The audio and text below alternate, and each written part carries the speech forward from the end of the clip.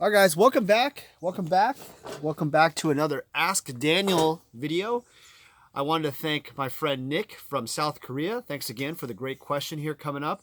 Nick asked a very interesting question. It is actually a question that I feel is a little baffling, and it's not a direct answer type of question. So I think it would be a great discussion. Nick asks, he asked me, why is it that if people believe that, like for example, a Quad Plus Alpha Black Lotus BGS 9.5, so that's all 9.5s and a 10 subgrade somewhere. If the people believe that that card will one day become 300 to 450,000, or let's just say like $1 million one day, why do people sell that card? And interestingly, he even mentioned, I mean, some of these people are millionaires in his assumption. I mean, they have multiple millions of dollars of assets, either homes or cars or investments or magic cards, whatever, and their day job and stuff. Why do these people want to sell it? And it concerns him that these people want to sell these cards. It also affected his buying decisions, which is interesting because he was actually in the market to buy an Alpha Black Lotus, and now it's because the market is just so it spiked up so high. He has to relook at his buying procedure, but that was why he probably didn't pull the trigger. And Nick, great question. I think a lot of people out there could probably relate to this. So I thought I'd do the video. Good morning, guys. It is also morning time, so I'm drinking coffee, not Diet Coke. All right, so let's jump right into this one. This is very good. I was thinking about this quite a bit, and the way I would start with this conversation is, yes, typically what happens in traditional assets. I think when people have like houses, stock portfolio, dividends, stocks and bonds, and mutual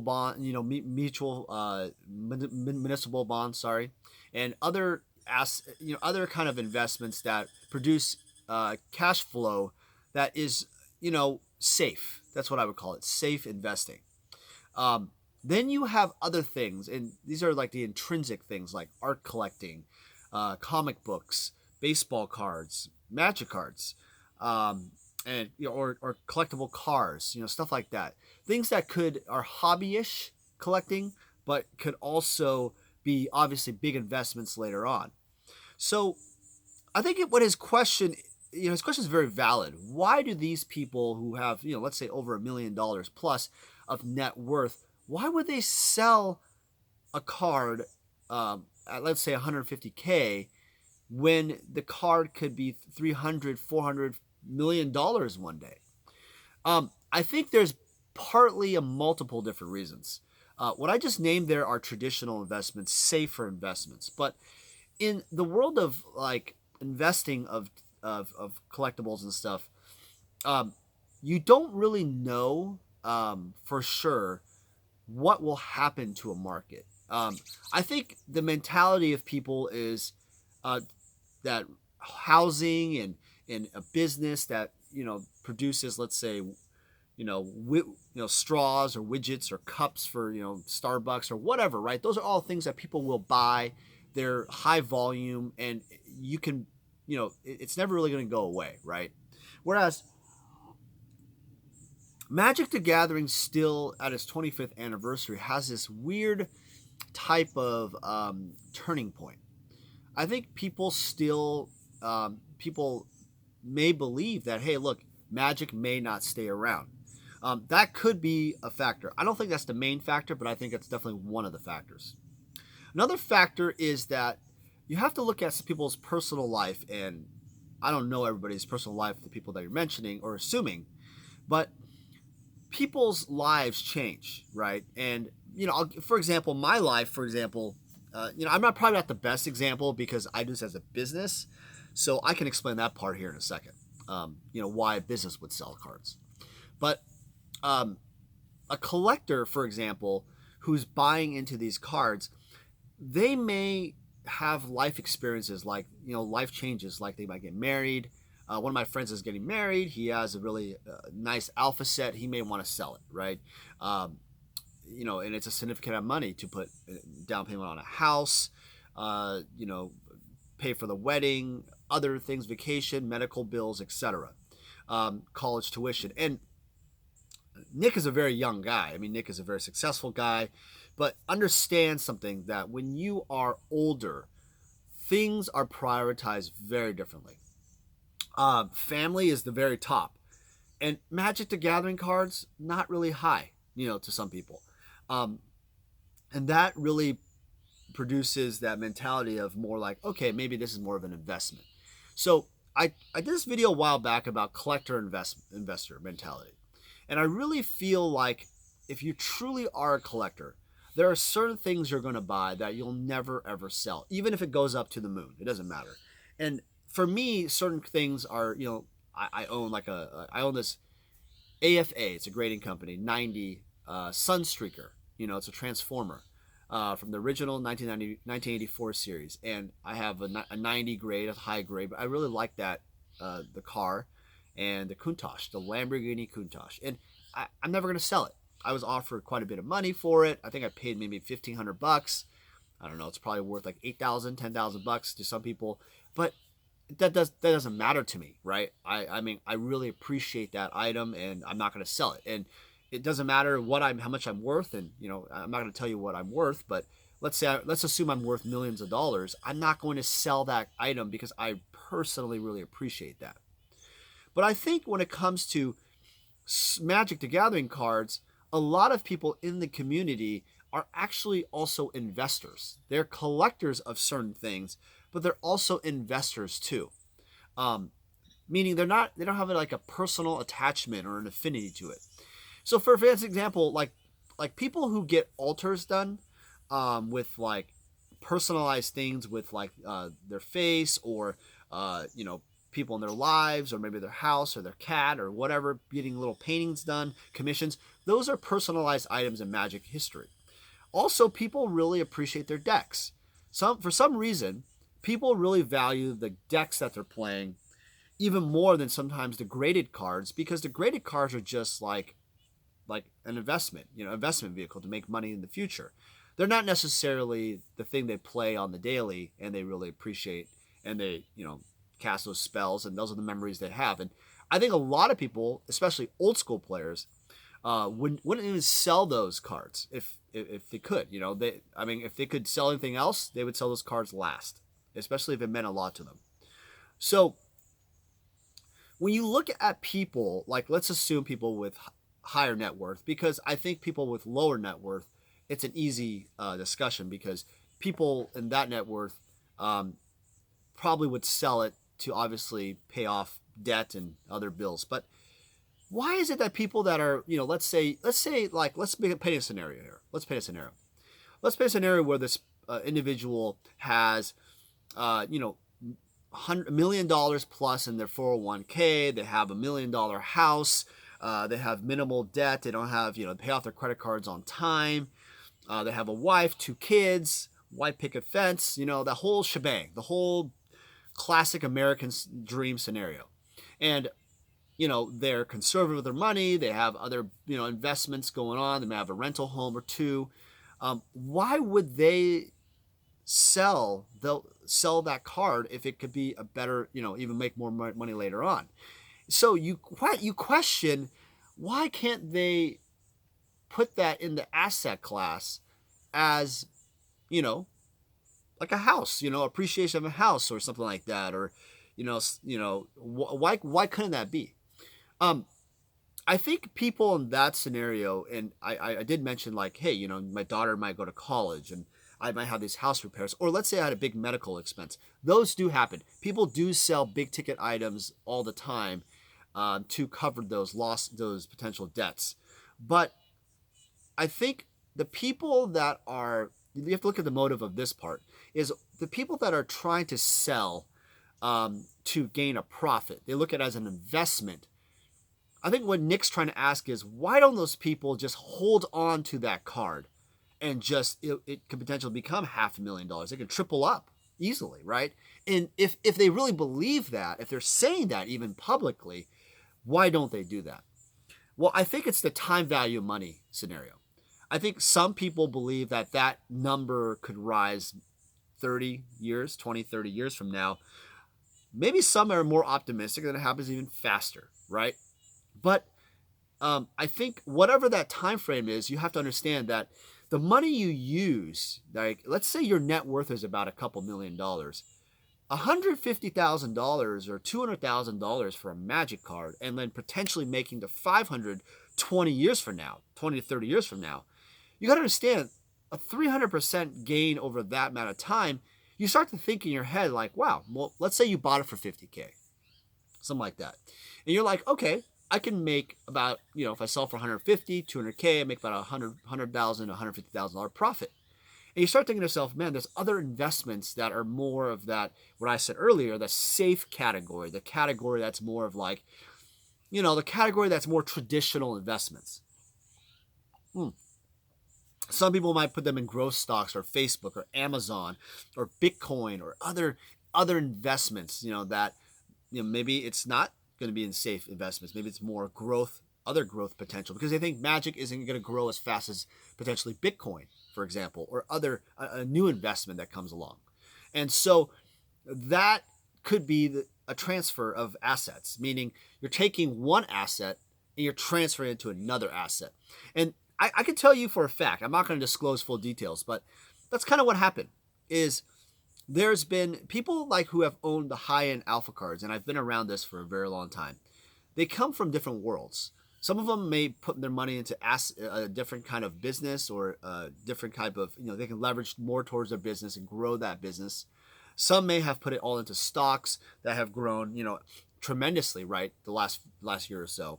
And some might put it into Bitcoin. They might have put a lot of money into Bitcoin. They're trading Bitcoin, or they might be putting money into their house, their dream house, whatever. So there's always an exit strategy, right, of different people. People have different exit strategies for their, and for you, Nick, asking the question, why, if they think that though, why don't they just hold it? Why don't they just hold this thing forever? Well, I don't think you're considering the fact of, the factors I mentioned, that people have exit strategies. They have investments or big plans for themselves, right, for the future. They have different, motives. I think the way you're looking at it is probably more of the, worried buyer mentality, because you were concerned about buying that, the Alpha Lotus. You're worried to jump in a market where people could drop out. Is there a concern that they know of that I don't know of? Is there a worry that they have that I don't know, right? And knowing you're a person that has you like to have a lot of information. You like to have a lot of information from different places. And you digest and research. But sometimes that, obviously, the market changes and prices change. So I feel like the information I'm telling you there is, I feel like it's not necessarily a negative. It's just normal life changes, natural attrition. I think the most important thing to look at is, if someone does sell their card, is there a demand? Is there market action? Is there a lot of supply on the market for like an Alpha Lotus that's on there? And the thing is, there isn't.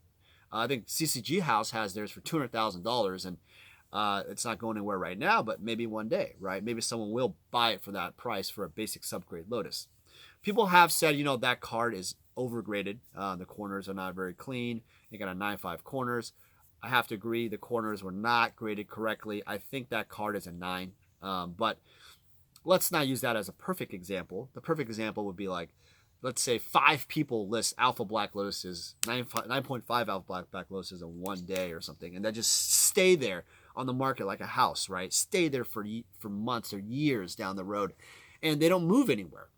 And so and if people start auctioning them quite a bit, auctioning is a more, volatile transaction. Sometimes it goes really high, like the PWCC one. Sometimes it goes, very low, depending on who sells it and price action and market action. So I really feel it's important to look at all of the factors involved. I feel as if this can't be just a negative. I think it's leaning towards, but why? Why is it? Why do people? I'm concerned to put into a market where people are offering a card for this price. If why is it they don't believe it will go up further? Another thing I really thought was interesting about this was this part of it is people that are millionaires, like people that are very wealthy, right? They also like to pass down their history and collection. I know this is going to sound a little weird, but in the scheme of collecting in collectibles, like for example, Wayne Gretzky, the famous hockey player, and Steve, I forgot his name, Jack McGall, or the guy who owned the LA Kings, the hockey team back in the day. They both went into this PSA 8 Honus Wagner T206 Honus Wagner card back in the day. And so what happened was, I think they bought it for about $500,000. And now it doesn't matter if the card's trimmed or whatever. Let's just, assuming the, what it is, they could have easily, they're so wealthy, right? They're so wealthy in their, just financial wealth. They had no reason to sell the card. It was kind of a joint investment, but let's assume that it wasn't like Wayne Gretzky wanted to sell it, or the other guy wanted to sell it, and there's a broken investment. Let's assume that they really want to keep it for the long haul. There might be a provenance passing down type of thing for collectors, for investors. At a certain point, you want to, in order to build a market, you have to be able to have things sell, if that makes sense. In order to, and then in turn, it actually helps the better good of all investments, and also it passes down a history in time of that collectible. And I think that's very interesting, because what happens is there are people in the magic industry that have done this exact same thing. And you know who you are. I don't have to tell you. I'm not going to say the names, but there's a completist mentality, like a checklist mentality. Like, I did it. I achieved the best set, or I got a great Lotus, or I got all the power 9, and now they're just sitting in the safe, growing dust, and now they're worth, hundreds of thousands, millions of dollars, let's say. I've had my fun. I've had my nostalgia fix. But why don't I pass that on to someone else? So then I get a phone call saying, hey, Dan, I have, X collectibles I may have bought from you. And I want to sell them because I want to share that history with someone else. I want others to maybe be reinvigorated in their collecting, or ignited in their collecting. Have that spark to collect again. I think that's a positive way to look at it, because I think that's really what it is that, Nick, I don't think people are selling because they are worried about the market, as my first doomsday kind of scenario was in the beginning. I think it's more about people like to pass down something that they collected, that they did. It means a lot to them that they went to that goal. And then there's some collectors who will never, ever sell, or maybe they'll pass down to their kids, they'll pass down to their, even investors who will pass down their family as more like a family heirloom thing, or this is what dad or grandpa did, right? This is what I did, this is what I loved. So there are collectors in the art world and the card world that will do that specifically. So that's why you don't see very much supply in the market. But to your point, to those who are saying, hey, look, I have an Alpha Black Lotus Quad Plus, $150,000. I'll entertain it. If they truly believe that one day it'll be $300, $400, $500, $1 million one day, why don't they just hold on to that collectible, hold on to it, and reach to the highest level, apex? The thing is, you don't ever know what will be the highest apex. Now, the last point of this conversation will be this, is that as a business, because I think this is the most interesting part that I can definitely speak to. People have asked me over the years, Daniel, why in the world are you selling all these cards? Why don't you just hold on to these cards? I've graded a lot of cards. I've bought Alpha Lotuses to the Ying. I honestly, I've lost track. I've lost track, and I'm not bragging. I'm being dead honest. I've lost track of how many Power 9, high-end dual lands, everything I've sold, bought. I've sold so many cards, and I believe that the question was, why are you selling, and why don't you just keep them and hoard them and just have the monster collection? Well, I've answered this question in some ways, and I'll answer it again in this way. Well, first off, I'm a business. That doesn't mean, though, I don't see the value of long-term value of Magic cards. Doesn't mean I've given up on them as an investment. What happens is my strategy has always been, since the very beginning, was to buy cards, grade them at a top level, and then sell them to top-end customers and try to maximize the profit. Some might be consignments, some might be, other broker deal sales, which the margin's less, but generally, it's mostly, my inventory type of thing. And, so it's kind of like my whole game plan was never to sell all of my positions. And with the profit that I made, I just went in turn and bought more cards. And if you can just kind of figure out the math on this in your head, like, $20,000 of profit back in, I don't know, I remember $20,000 of profit. I think there's one deal I made $50,000 of profit, but years ago, right? Like, let's say like 2000 or something. And all I would do is just buy more cards. I mean, think about this. Back in the day, those years' values, all I did was leverage that money to buy more cards and then buy more cards. Now, obviously, you're probably saying, well, Dan, if you hold those cards, you would have just had even more revenues or more value in the product. That's true, but then where am I going to get the money to continually buy more cards? Now, I had a corporate America job back in the day that I put a lot of money into cards, but at a certain point, there's something. This is the catch line, Nick.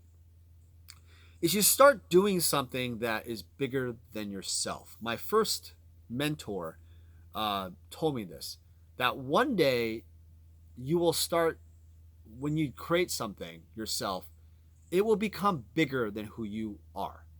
And in a way, that's kind of how it's become, in a way, right? Where what I do now is, when you make more money, you have more time with your family.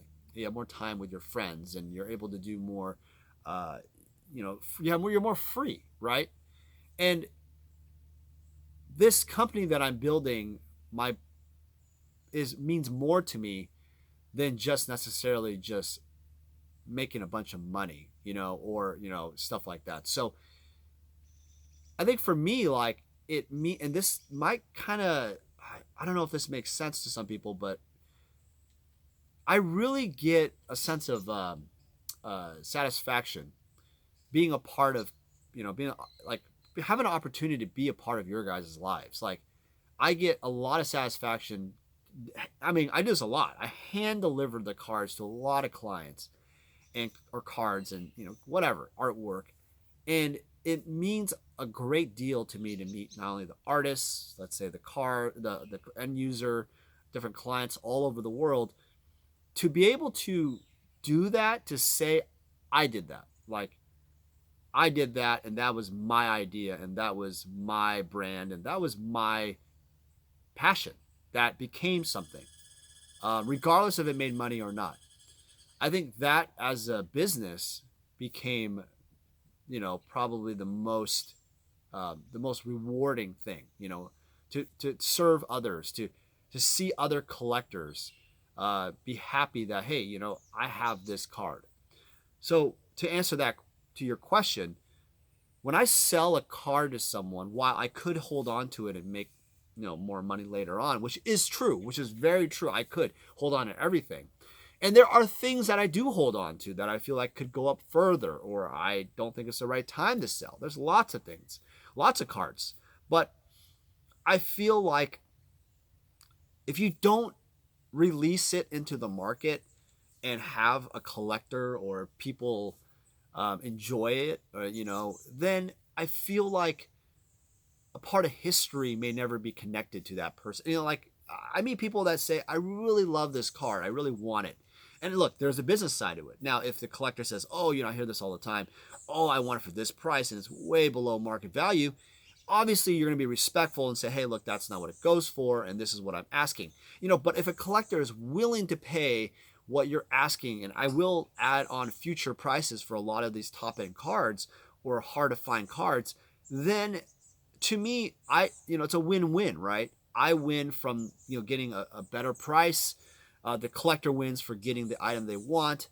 And, then it becomes a kind of a satisfaction of connection, right? Of two people. And that's kind of how I look at it. I think, does that make sense? I mean, I think that's kind of where I'm at with this. I think that I want to end it on this note, is that I, as a business, it's not about just selling the cards anymore. It's become bigger than myself. It's more about the community of, learning, teaching, growing together. I'll be going to NewCom 11 recently. I got invited to that. My friend Greg got me an opportunity to go there for next year. Be going with vintage player Steve Menendian, very well known. I think it was like 2007 champion. And we're going to be doing like a road trip in Europe. And that experience to be able to play an all alpha card tournament and then play NewCom, I think it's like a Thursday and a Friday, is priceless. Priceless. And so I'd say that the money that is sold to do that, to let's say I sold a card to a collector. I've sold cards to collectors for way cheaper than what they are today. But I knew that they would go up. Even when other people bashed me or hated on me or just insulted me, like Daniel's gouging them or whatever, he charges too much, but then they go up triple. I mean, does it make me feel bad? It makes me feel a little bad that, people would insult you for that, but they went up. And I don't feel bad at all. I feel happy that the collector made some more money, or the investor.